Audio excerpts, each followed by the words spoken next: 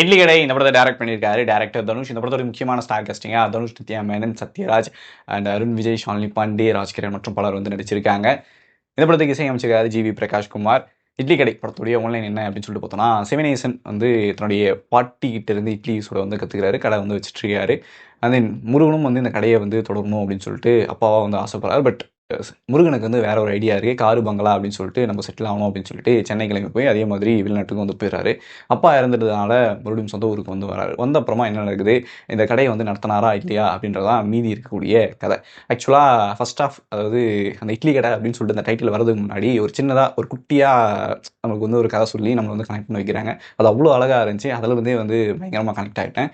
அதுக்கப்புறமா வந்து அந்த ஃபர்ஸ்ட் ஆஃப் ரொம்ப சூப்பராக பயங்கரமாக வந்து இருந்துச்சு.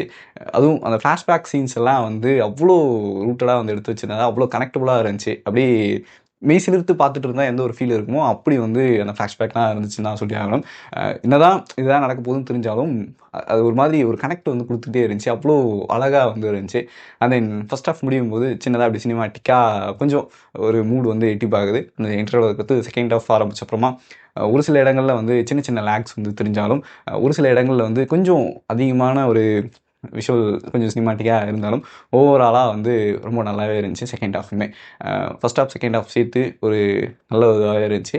ஆக்சுவலாக அஸ் ஏ ரைட்டராக டேரக்டராக வந்து தனுஷ் வந்து அடுத்த ஒரு மெச்சூராக வந்து போயிருக்காருன்னு தான் சொல்லி ஆகணும். விஷுவல் கொடுத்த ஒரு விதமாகட்டும், இல்லை ரைட்டிங்கில் அவர் பண்ண கண்டென்ட் ஆகட்டும், முக்கியமாக படத்தில் ஒரு சில முக்கியமான மெசேஜ் அப்படின்றது அகிம்சை தான் பெரிய ஆயுதம் அப்படின்னு சொல்லிட்டு அதை வந்து மோட்டிவேட் பண்ணுறதுமா. என்னதான் ஒரு சில ஆக்ஷன் சீக்வன்ஸ் வந்தாலும் படம் வந்து ஒரு அகிம்சை எவ்வளோ முக்கியம், நம்ம வந்து எவ்வளோ ஜனநாயகமாக இருக்கணும் அப்படின்ற மாதிரி ஒரு மூடு வந்து கொண்டு போன வச்சோம். அதே மாதிரி ஸ்பிரிச்சுவலாகவுமே ரொம்ப அழகாக வந்து விஷுவல் பண்ணியிருந்தார். இந்த ரூட் எவ்வளோ முக்கியம், நம்மளுடைய வேரை தேடி நம்ம வந்து வந்தாகணும் அப்படின்ற விஷயமாகட்டும், இல்லைனா குலதெய்வம் அப்படின்றது அவர் வந்து ஒரு அழகாக ஒரு டெஃபினேஷன் வந்து கொடுத்துருந்தாரு. ரொம்ப ரொம்ப சூப்பராக வந்து கொடுத்துருந்தாரு.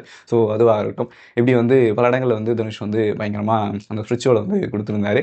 அண்ட் தென் அதே மாதிரி ஜிவி பிரகாஷ்குமார் ஒட்டுமொத்தமாக வந்து ரொம்ப சூப்பராக ஒரு விஷயத்தெல்லாம் நமக்கு வந்து கொடுத்துருந்தாரு. அந்த ஃபோக் சாங்காக இருக்கட்டும், இல்லை ஆரம்பத்தில் அப்பா இருந்தோடனே அந்த ஒரு மாதிரி ஒரு எலாபரேட்டான அந்த சேட் சாங்காக இருக்கட்டும், இல்லை அந்த காதல் சாங்காக இருக்கட்டும், இப்படி மொத்தமாக வந்து நம்மளை போட்டபடி வச்சுருந்தாரு ஜிவி பிரகாஷ்குமார்.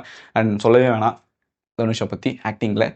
மனுஷன் ஒரு ஃப்ரேமுக்கும் ஒரு அப்படியே உயிராகவே வாழ்ந்துருந்தார். அதாவது முருகனா வந்து பல இடங்களில் நம்ம வந்து செதற விட்டாருன்னு தான் சொல்லி ஆகணும். அவ்வளோ ஒரு சூப்பரான ஒரு டைப்பு. நித்யா மேனனும் வந்து கயலா வந்து பயங்கரமாக வந்து நடிச்சிருந்தாங்க. அவங்களுடைய லவ் போர்ஷன்ஸ் எல்லாமே பயங்கர அழகாக க்யூட்டாக வந்து இருந்துச்சு.